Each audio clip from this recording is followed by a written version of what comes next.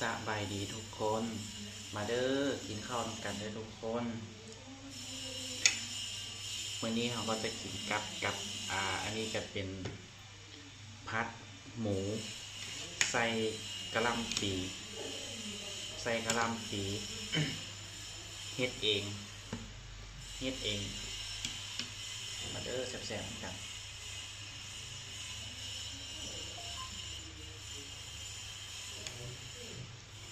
เฮ็ดกินเองร้อนๆ